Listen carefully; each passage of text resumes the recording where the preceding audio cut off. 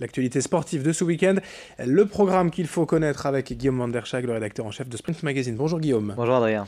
On va d'abord parler de football, comme d'habitude, si j'ose dire, mais on ne parlera pas de Ligue 1, de Ligue 2 ou de National, puisque c'est la trêve internationale. L'équipe de France joue ce soir en amical face au Pays de Galles, et donc place à la Coupe de France, le 7e tour. Et oui, et à l'occasion du 7e tour, c'est l'entrée en lice de toutes les équipes du championnat de Ligue 2. Donc c'est le cas pour Lens et Valenciennes, qui rencontreront respectivement l'US Neu et le FCA 3. Alors, c'est la première confrontation, c'est ce soir à 18h30 au Stade Bollaert. Une immense fête pour l'équipe de Neu-les-Mines, qui n'évolue qu'en deuxième division régionale, qui va pouvoir affronter le prestigieux voisin, le Racing Club de Lens. En plus, ça se joue à Bollaert. Les billets du côté de Neu-les-Mines ont été pris d'assaut. Alors, Bollaert de Lellis ne sera pas rempli, mais en tout cas, il y aura quand même une belle affluence, je pense. Ce devrait être une formalité pour les 100 et or, mais en tous les cas, l'équipe de Neu-les-Mines va jouer avec son cœur, avec ses tripes. On sait qu'il y a certains joueurs qui ont réussi à inviter 50 membres de leur famille. Voilà, c'est vraiment une belle fête pour les Neuxois, qui devraient quand même souffrir face au Racing. Et puis, de l'autre côté, ce devrait être une formalité pour Valenciennes, qui ne devrait pas trop souffrir face au FCA 3, puisque c'est pas la grande équipe de Troyes, c'est le football club d'agglomération troyen, et ça devrait plutôt bien se passer. En tout cas, sait-on jamais. Il y a d'autres rencontres à suivre également. Oui, vous avez sélectionné quelques rencontres à nous proposer ? Oui, quelques matchs. D'abord, un mot pour vous dire que les joueurs d'Asbrook, c'est de la première division régionale, reçoivent les professionnels de Quevilly-Rouen, Ligue 2. Donc là, ce sera pas facile. Les amateurs de Marc-en-Barœul, première division régionale, vont défier Fleury-Mérogis. C'est une équipe qui évolue en National 2.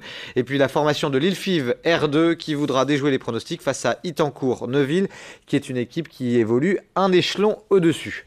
Toujours en football, l'actualité du jour, c'est cette belle affiche également au stade Pierre-Mauroy, affiche un peu improbable tout de même entre le Japon et le Brésil. Ouais, on peut même parler de match de gala entre ces deux équipes qui sont quasiment assurées de disputer la prochaine Coupe du Monde. Deux équipes qui du coup font de ce match amical aussi un match de préparation. On va se le dire clairement, le Brésil sera grand favori. Pourquoi ? D'abord parce que c'est le Brésil, et puis aussi parce que le Brésil va venir avec quelques très très bons joueurs, notamment Thiago Silva, Gemerson, bien sûr Neymar, le Parisien, qui sera de la fête, alors qu'en face, la sélection nippone coachée par Vaïd Halilhodžić, aura fort à faire, d'autant qu'il va lui manquer ses stars, et notamment Kagawa, qui est le joueur de Dortmund, qui est vraiment la star japonaise, Okaski, qui est un joueur de Leicester, l'équipe dans le championnat anglais, et puis aussi Keisuke Honda, un joueur qui évolue au Mexique, qui ne sera pas de la fête. Donc si les Japonais l'emportent, ce sera vraiment une sacrée surprise. Une question quand même, que vient faire ce match ici au mois de novembre à Lille au stade Pierre-Mauroy ? Alors l'histoire elle est assez rigolote, simplement si vous voulez, au moment où la métropole lilloise, la MEL, était candidate pour accueillir certains matchs de l'Euro, son président, M. Castelin, avait pris comme ambassadeur Vaïd Halilhodžić, qui était déjà à l'époque pressenti pour être coach du Japon. Et donc depuis, quand ils ont su ça, après il y a eu un lien d'amitié qui s'est noué entre Vaïd Halilhodžić et puis le président Castelin, et donc Vaïd Halilhodžić avait évoqué l'idée, et c'est la fédération japonaise qui a contacté le Brésil en proposant que ce match de préparation se fasse ici à la MEL, dans le fief de Vaïd Halilhodžić, qui a d'ailleurs gardé une maison, il a toujours une maison à Marc-en-Barœul, le coach Vaïd.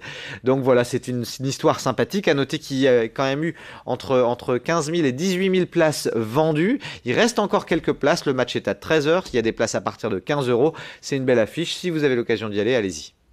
Une dernière info en foot quand même, on l'a su hier, la commission de discipline de la Ligue va faire rejouer intégralement le match Amiens-Lille. Eh oui, on le rappelle, c'était un match qui s'était interrompu dès la 16e minute avec cette tribune qui s'était effondrée. C'était sur le score de 1-0 en faveur des Lillois. Le match sera donc complètement rejoué.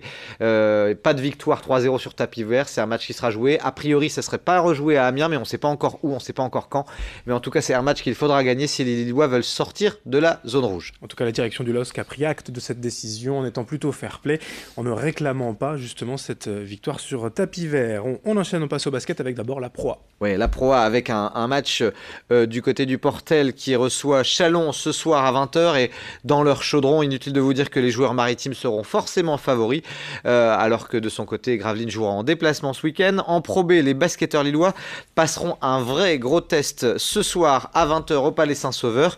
Ce sera face à Blois et une victoire du LMB. Et le LMB réaliserait carrément la passe de 5, c'est-à-dire reçu 5 sur 5, 5 matchs de championnat disputés, 5 victoires. Et ça permettrait éventuellement aux basketteurs lillois de prendre la tête de Pro B, assez inattendu. On rappelle qu'il y a eu un changement de coach, pas mal, l'effectif a été considérablement remanié durant l'été, donc c'est une sacrée belle surprise pour le moment. Et puis Denain recevra le Havre, c'est plus difficile le début de saison pour Denain en Pro B. Un petit mot peut-être de Ligue féminine pour vous dire que Saint-Amand va recevoir Bourges et puis le SBVA va jouer à l'extérieur à Mondeville. En athlétisme, quel programme pour ce week-end ? Eh bien d'abord ce samedi 11 novembre, eh bien, la commune de Fretin va vibrer au rythme de la fameuse Pével Trail qui va proposer un 10, un 18 et un 35 km. Et puis il y aura aussi le cross des premières foulées, ça c'est du côté de R-sur-la-Lys avec normalement une jolie affluence. Une belle organisation, un bel événement pour ceux qui aiment le water-polo. Oui, alors on le rappelle, les joueuses du Luc Water-Polo, elles sont quadruples championnes de France en titre et elles vont repartir à l'assaut du championnat cette saison avec de belles ambitions, même si d'après le coach Philippos Sakelis, le grec, eh bien, c'est une saison de transition avec beaucoup de départs, beaucoup d'arrivées, mais il y a quand même du talent dans cette équipe. On va voir si elles vont réussir à conserver leur titre de championne de France. En tous les cas, ce week-end, piscine Max Dormoy, il y a un tour de brassage dans le cadre du championnat élite, avec notamment les Lilloises qui affronteront Choisy ce samedi à 13h. Elles vont rejouer ce samedi soir à 20h30 face à Limoges, et elles joueront le lendemain à 15h. Elles défieront l'équipe de Saint-Jean d'Angély.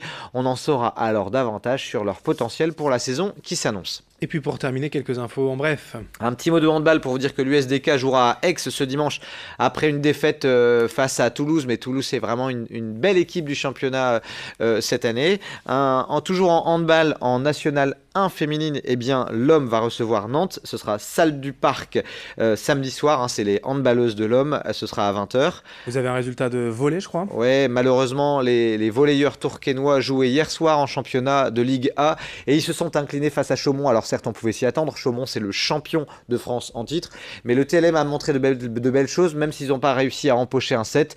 Il y a du potentiel pour ces tourquenois qui pour l'instant, s'en sortent plutôt pas mal malgré tout. Et puis juste pour rapidement terminer, tennis et voile. Oui, tennis, c'est le début des interclubs en élite, avec 3 équipes dans la région. Saint-Amand qui affronte Colomiers, et puis ça ce sera en déplacement. Et puis il y aura aussi Arras et Denain qui reprennent le championnat. Et puis un mot de voile pour vous dire que sur la Transat Jacques Vabre, le skipper dunkerquois Thomas Ruyant est 7e dans la catégorie IMOCA, associé à un skipper allemand.